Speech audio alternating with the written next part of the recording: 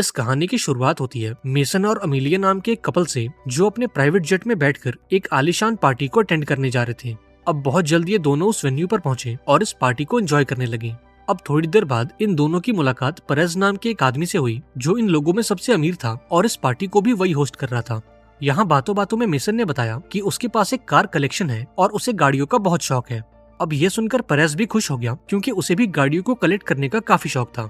इसके बाद वो मेसन और अमीलिया को अपने प्राइवेट गराज में ले गया ताकि वो इन दोनों को अपनी कार कलेक्शन दिखा सके।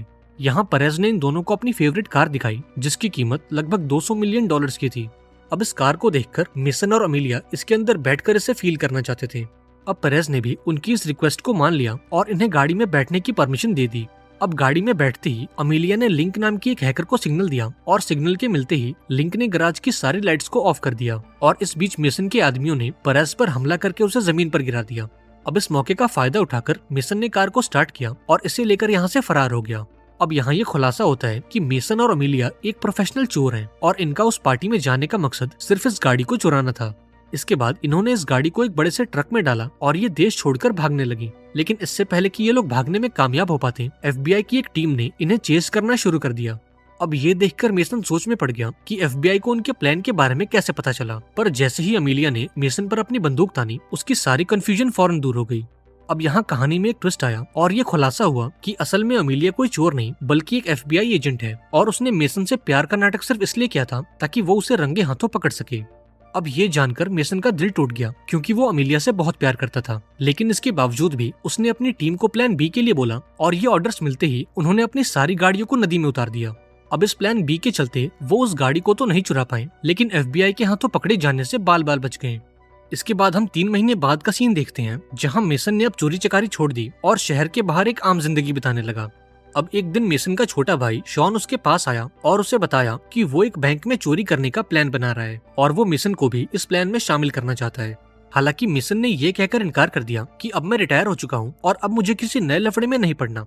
यहाँ शॉन ने उसे मनाने की काफी कोशिश की, लेकिन जब मेसन नहीं माना तो शॉन वहाँ से चला गया। पर जाने से पहले उसने मेसन को एक फोन दिया ताकि अगर उसका मन बदल जाए तो वो इस प्लान में शामिल हो सके।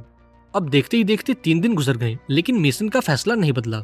अब चोरी वाले दिन लिंक ने मेसन को कॉल करके पूछा कि तुम आज की चोरी के लिए इतने लेट क्यों हो। अब ये सुनकर मेसन हैरान हो गया, क्योंकि उसने तो शॉन को इस मिशन के लिए मना कर दिया था। दरअसल शॉन ने अपने टीम मेंबर्स को ये बोला था कि मेसन इस प्लान में शामिल होने के लिए रेडी है। अब पहले तो मेसन को काफी गुस्सा आया, पर इस मामले को संभालने के लिए उसे ना चाहते हुए भी शॉन के प्लान में शामिल होना पड़ा। वहीं दूसरी ओर हम शॉन को देखते हैं, जो बैंक के बाहर मौजूद एक कॉफी शॉप में बैठा था, क्योंकि उस बैंक का मैनेजर हर दिन उस कॉफी शॉप में कॉफी पीने आता है। अब जैसे ही वो मैनेजर कॉफी शॉप में आया तो शॉन उसके पास गया और उसे बंदूक दिखाकर हॉस्टेज बना लिया। इसके बाद वो मैनेजर को लेकर बैंक में जाने लगा, पर तभी वहाँ पर मेसन आ गया और इन्हें अंदर जाने से रोक लिया। यहाँ मेसन ने शॉन से बोला कि तुम्हारा ये प्लान ठीक नहीं है और इसमें हम सब मारे जाएंगे। इस पर शॉन ने बोला कि अब इन सब का कोई फायदा नहीं है, क्योंकि हमारी टीम ऑलरेडी बैंक के अंदर जा चुकी है। इसके बाद ये तीनों बैंक में गए, जहाँ मेसन ने देखा कि उसकी टीम के सभी लोग भेस बदलकर आम लोगों में घुल मिल चुके थे। इधर शॉन मैनेजर को लेकर एक कोने में गया और उससे दरवाजा खोलने को बोला, लेकिन मैनेजर ने दरवाजा खोलने के बजाय बैंक का सिक्योरिटी अलार्म बजा दिया। अब अलार्म के बजते ही पूरे बैंक में खलबली मच गई और बैंक के सिक्योरिटी गार्ड्स इन चोरों पर गोलियां बरसाने लगे। हालांकि मेसन की टीम ने बड़ी आसानी से इन गार्ड्स का काम तमाम कर दिया और बैंक में मौजूद सभी कस्टमर्स को हॉस्टेज बना लिया। अब यहाँ मेसन ने शॉन से पूछा कि असल में तुम्हारा टारगेट है क्या।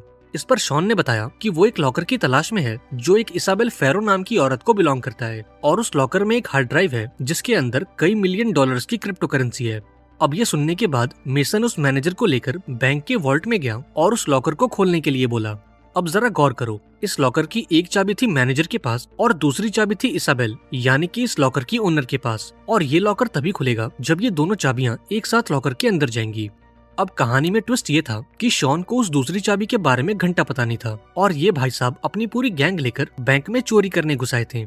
अब जब मेसन को ये बात पता लगी तो उसे शॉन पर काफी गुस्सा आया। इसके बाद उसने लिंक से बोला कि तुम उस लॉकर को हैक करो और उसकी सिक्योरिटी को बाईपास करके उसे खोल दो। अब लिंक ने अपना कमाल दिखाया और अगले कुछ ही मिनटों में इस लॉकर को हैक करके इसे खोल दिया। लेकिन जब इन्होंने उस लॉकर को खोलकर देखा तो इन्हें अंदर से कोई हार्ड ड्राइव नहीं मिली। अब ये देखकर मैनेजर हंसने लगा और मेसन से कहा कि ये तो सिर्फ एक डिकॉय बॉक्स है और वो असली बॉक्स कहाँ है इसके बारे में तो मुझे भी नहीं पता। अब इस सिचुएशन को देखकर मेसन का गुस्सा भड़क उठा और उसने शॉन को इस खराब प्लानिंग के लिए बहुत सुनाया। वहीं दूसरी ओर हम एफबीआई की टीम को देखते हैं जो पूरी फौज लेकर बैंक के बाहर पहुंच चुकी थी और इस मिशन की लीडर कोई और नहीं बल्कि मेसन की एक्स गर्लफ्रेंड अमीलिया थी। यहाँ अमीलिया ने मेसन की टीम को कांटेक्ट किया जहाँ लिंक उसे अपनी बातों में उलझाने लगी, लेकिन अमीलिया इन तरीकों से वाकिफ थी इसलिए उसने लिंक से बोला कि तुम फौरन मेसन से मेरी बात कराओ। अब यहाँ लिंक ने मेसन को बताया कि एफबीआई तुमसे बात करना चाहती है। यहाँ मेसन ने शॉन से उस मैनेजर पर नजर रखने को बोला और फटाफट से लिंक के कमरे में पहुंचा। अब जब फोन पर उसने अमीलिया की आवाज सुनी तो उसकी पुरानी यादें दोबारा से जाग उठी, लेकिन फिर मेसन ने खुद को याद दिलाया कि अब अमीलिया उसकी दुश्मन है और वो उसकी टीम को पकड़ने आई है। इसके बाद मेसन ने अमीलिया से नेगोशिएट करना शुरू किया और उससे कहा कि तुम अपनी टीम को बैंक से 50 फीट दूर कर लो, वरना मैं एक एक करके इन हॉस्टेजेस को मार दूंगा। इसके साथ ही तुम हम सभी के लिए पिज्जा और बियर का इंतजाम करो और उन पिज्जा बॉक्सेस को डिलीवर करने तुम खुद बैंक के अंदर आओ। अब अमीलिया ने इस डिमांड को मान लिया, लेकिन इसके बदले में उसने मेसन से 2 लोगों की रिहाई मांगी और मेसन ने भी बिना आनाकानी किए उसकी इस डिमांड को मान लिया। इसके बाद मेसन की टीम ने सभी हॉस्टेजेस को ऊपर वाले हॉल में शिफ्ट किया और अमीलिया का इंतजार करने लगे। अब थोड़ी देर बाद अमीलिया ने खाने पीने का इंतजाम किया और उसे लेकर बैंक के अंदर पहुंची। अब यहाँ उसकी मुलाकात मेसन से हुई जो उसे देखकर काफी खुश हुआ और उससे प्यार भरी बातें करने लगा। हालांकि अमीलिया ने इन बातों पर ध्यान नहीं दिया और उसने मेसन से सरेंडर करने को बोला, लेकिन मेसन ने इसके लिए साफ इनकार कर दिया और अमीलिया को बैंक से बाहर भेज दिया। इसके बाद उसने सभी को खाना खिलाया और डील के मुताबिक 2 लोगों को रिहा कर दिया। लेकिन तभी कुछ ऐसा हुआ जिसकी उम्मीद किसी को नहीं थी। दरअसल उस मैनेजर ने शॉन पर हमला कर दिया और उसकी बंदूक लेकर वहाँ से फरार हो गया। अब ये देखकर मेसन भी उसके पीछे भागा और एक लंबी भागदौड़ के बाद आखिरकार वो मैनेजर पकड़ा गया।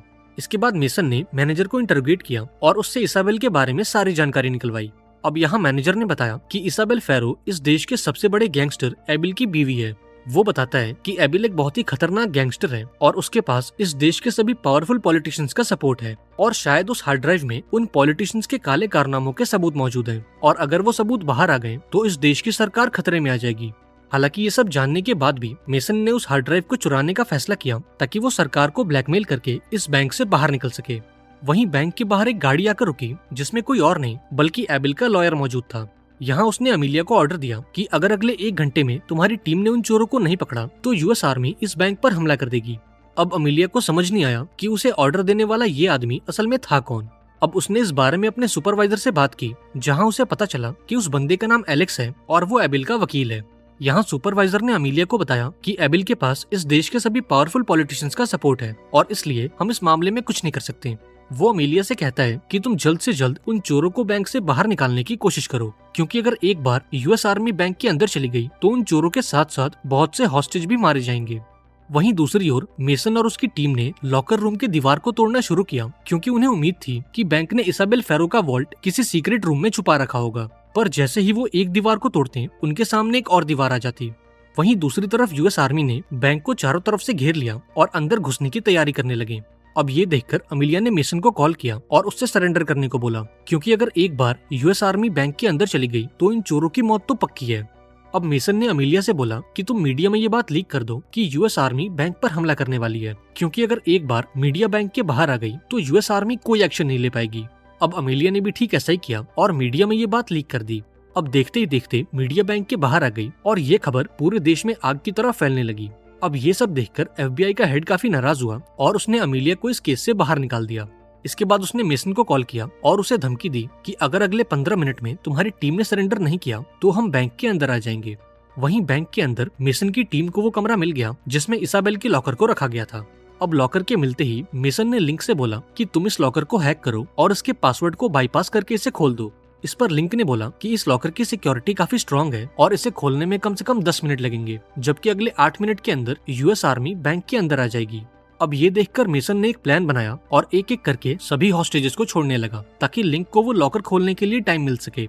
अब अगले कुछ ही मिनटों में सभी लोगों को छोड़ दिया गया और आखिर में उस मैनेजर को छोड़ने के बाद मेसन के टीम मेंबर्स ने एक एक करके सरेंडर करना शुरू किया। अब सभी लोग तो बैंक से बाहर आ गए, लेकिन मेसन और लिंक अब भी बैंक के अंदर मौजूद थे।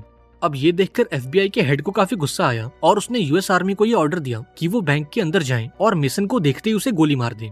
अब ऑर्डर्स मिलते ही यूएस आर्मी बैंक के अंदर घुस आई और कुत्तों की तरह मेसन को ढूंढने लगी। अब जैसे ही वो उस कमरे में पहुंचे तो उन्होंने मेसन को देखा जो अपने हाथ में बॉम्ब लेकर उनका इंतजार कर रहा था। अब अभी ये लोग कुछ सोच पाते उससे पहले एक धमाका हुआ और मेसन समेत यूएस आर्मी के सभी सोल्जर्स भी मारे गए और इस तरह से शॉन की इस खराब प्लानिंग के चलते मेसन को अपनी जान गंवानी पड़ी। अगर आपको भी ऐसा ही लगता है तो जरा वेट करो, क्योंकि अब कहानी में एक बहुत बड़ा ट्विस्ट आने वाला है। अब इस घटना के कुछ महीनों बाद अमीलिया ने FBI से रिजाइन कर दिया, क्योंकि वो इन करप्ट लोगों के साथ काम नहीं करना चाहती थी।